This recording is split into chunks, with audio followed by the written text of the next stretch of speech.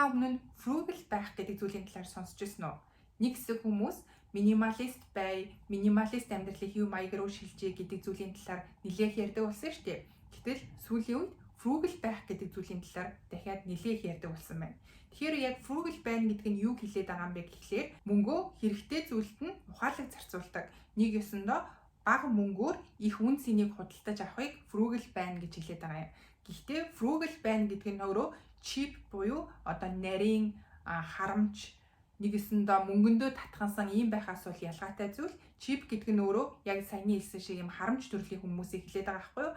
Frugal гэдэг нь болохоор мөнгөө ухаалаг зарцуулдаг хүнийг хэлээд байгаа. Тэгэхээр энэ хоёр нь бол нэг зүйл биш, шал тусдаа хоёр ондоо зүйл байгаад байгаа юм. Би болохоор яг энэ ойлголтыг өмнө нь нэг гэж боддог байсан бол энэ чинь яг үнэндээ frugal байх, cheap байх гэдэг чинь хоёр тусдаа ойлголт юм байлээ гэдгийг бол саяхан мэдэж авсан. Тэгэхээр би энэхүү бичлэгээрээ frugal гэдэг нь яг юу хэлээд байгаа юм? Frugal байх нь cheap байхаасаа юугаараа ялгаатай юм? Тэгээд би өөртөө яаж энэ frugal амьдралын хэв маягийг frugal байхыг зааж сургасан бэ? Би яаж ийм болсон бэ гэдэг талаараа өөрийнхөө түүхийг хуваалцъя гэж бодож байна. За тэгээд frugal байх талаар сонирхож байвал миний бичлэгтэй хамтаагаарай. За хамгийн ихэнд frugal байхын одоо шинж чанарыг нь хэлээ л та. Frugal байна гэдэг нь болохоор мөнгөө ухаалаг яг хэрэгтэй зүйлд нь зарцуулдаг. Хэрэггүй зүйлээ огт худалдаж авдаггүй.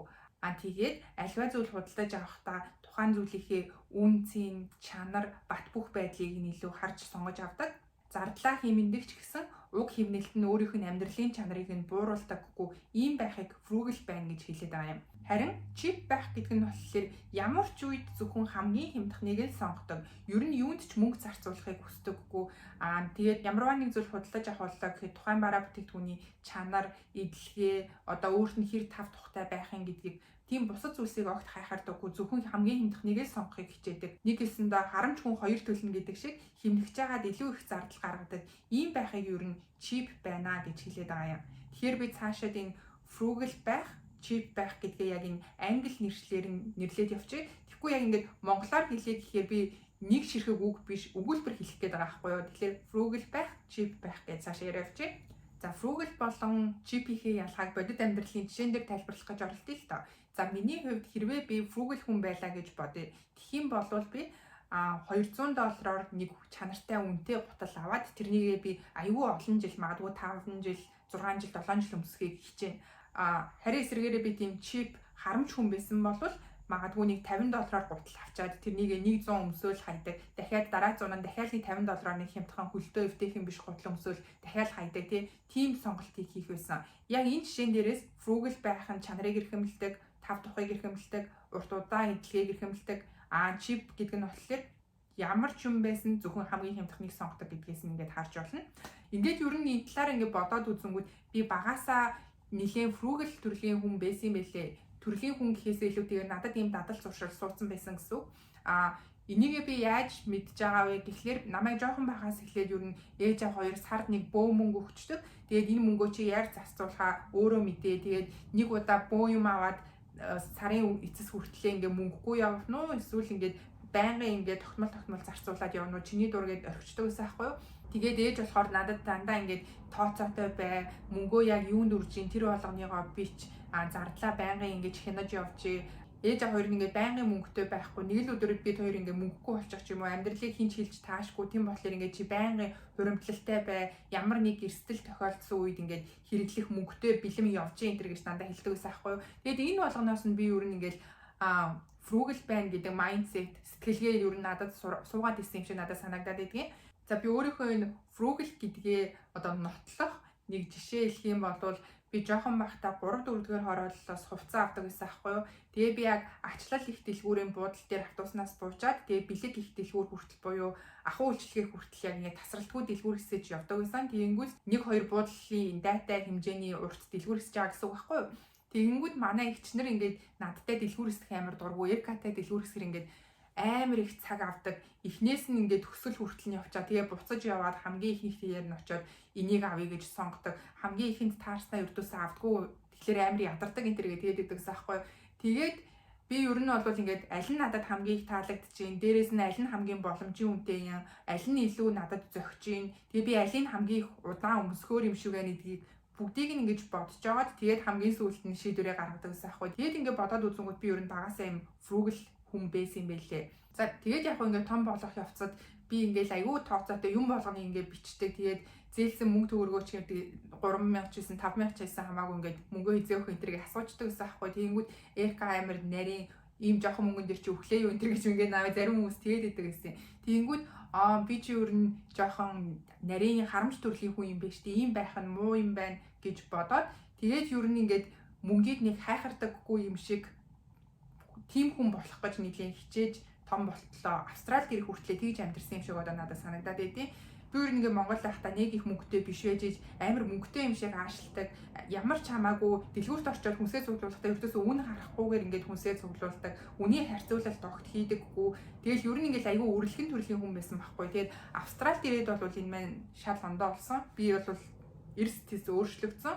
Яагаад Австралид ирээд өөрчлөгдсөн бэ гэхэлэр би энд нэгдүгээрт оюутан болоод ирж байгаа. Тэгэнгүүт ч оюутнууд ч угаасаа ямар л олигтой байв шүү дээ санхүүгийн хувьд. Тэгээ дээрэс нь хагас цагаар л ажиллах хэрэгтэй. Тэгэнгүүт нэг их орлого болохгүй.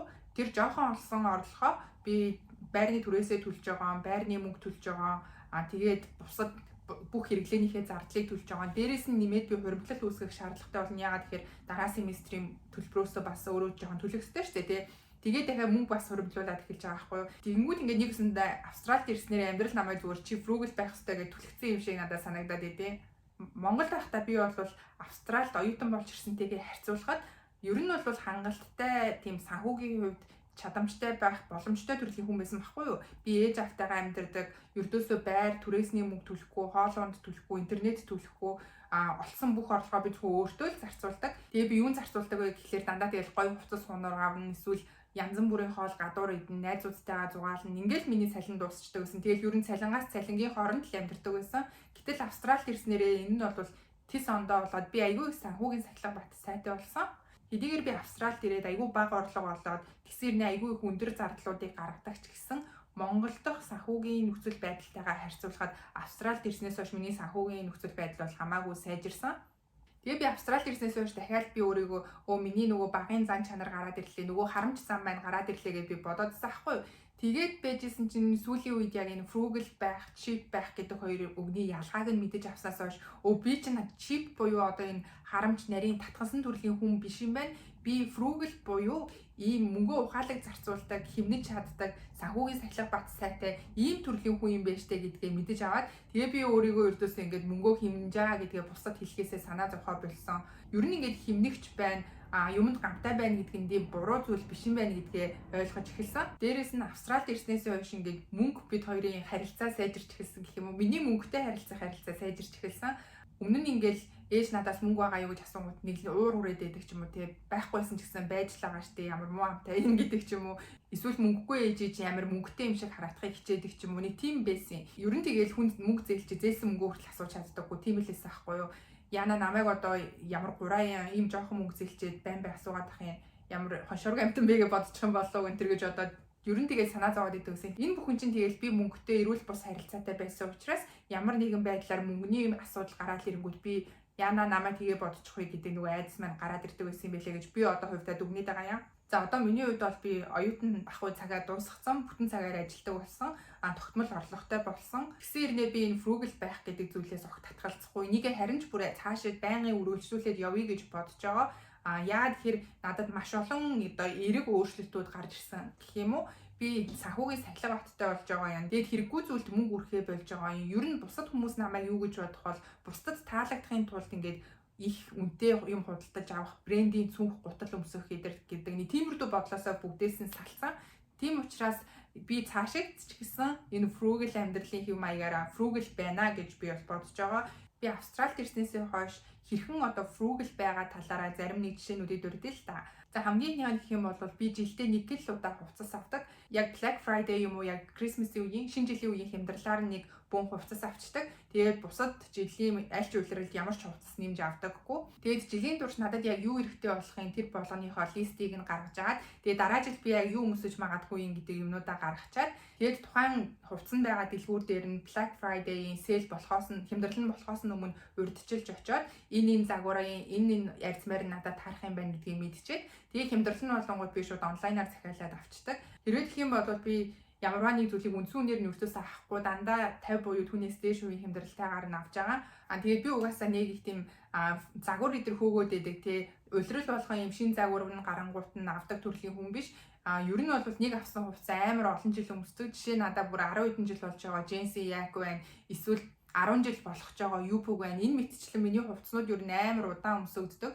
Тэгээд нэг чанартай юм авчаад тэрнийг олон жил хэрэглэхийг ирмэлцдэг. Тэрнээс биш нэг хямдхан юм авчаад нэг улирал өмсөд хайдагч гэдэг юм уу тиймэрдүү байхыг өртөөсөө хүсдэггүй учраас надад яг жилдээ нэг удаа хувцас цуглуулах нь айгүй зохиод идэм шиг санагддаг. Энэ миний frugal амьдралын хэв маягийн нэг хэсэг нь. За хоёр дахь жишээ нь гэх юм бол би одоо 0-ын цаас ч гэдэг юм уу, ч гэдэг юм уу, шампунь ч гэдэг юм уу тиймэрдүү зүйлсүүд хэдийгээр дуусаагүй байсан ч гэсэн энд хямдрах юм бол би айгүй ихээр нөөцлөд авчдаг. Яг дууссан үед нь бүхэл үнээр нь авч яснаас хямдарсан байхад нь хэдийгээр миний юм дуусаагүй ч гэсэн аваад хадгалчих юм бол миний мөнгөнд хэмнэлттэй болж байгаа юм. За гуравт нь гэх юм бол би гадуур өртөөсөө өдрийн хоол иддэггүй. Дандаа гэрээсээ өдрийн хоолоо бэлдэж аваад явчихдаг. Нэмээд би өртөөсөө кофе бас гадуур уудаггүй. Манай ажил дээр кофений машин байдаг болохоор би дандаа тэндээсээ кофе уучдаг. Гэхдээ би огт гадуур хоол иддэггүй гэсэн үг бол биш. Яг нэг тодорхой нэг гоё ресторануудад ороод гоё туршлага хуримтлуулах зорилгоор мөнгө зарцуулахыг бол тэрэнд бол мөнгө татгандаггүй. Гэхдээ $10, $20 өдрийн хоолыг бол хаанаас л болж идэв штэ. Тэгээд амар их тустай амтлагчтай тийм хоол идчихснийхээ оронд гэрээсээ ирүүл тэгснээ мөнгөнд хэмнэлттэй ийм хоол аваад явцсан зүйл санагдаад идэв. За тэгээд Австралид ирснээс хойш миний амьдралын хэв маяг ийм болж өөрчлөгдсөн байна. Нэг ийм үг гэдэг штэ. Баян хүмүүс ядуу юм шиг амьдарч илүү их баяждаг. Харин ядуу хүмүүс баян юм шиг амьдарч бүр их ядуурдаг гэд би яг Монголд байхдаа ийм ядуу төрлийн хүннээс юм шиг надад санагдаад идэв. Нэг их мөнгөтэй биш юм байж амар мөнгөтэй юм шиг их мөнгө үрж амьдардаг төрлийн хүн байсан. Тэгээ одоо болсон чи яг эсэргээрээ санхүүгийн хувьд Монголтойгоо харьцуулахад хамаагүй боломжийн болсон хэрнээ миний хэрэглээ харьцангуй буурсан. За frugal байна гэдэг энэ сэдвээ дүгнээд хэлэх юм бол frugal байна гэдэг нь cheap байна гэдгээс маш ондоо асуудал. Frugal байна гэдэг нь өөрөө мөнгөө ухаалаг зарцуулдаг хүнийг хэлдэг бол cheap байна гэдэг нь болохоор харамж, нарийн мөнгөндөө татгансан хүнийг хэлдэг юм байна.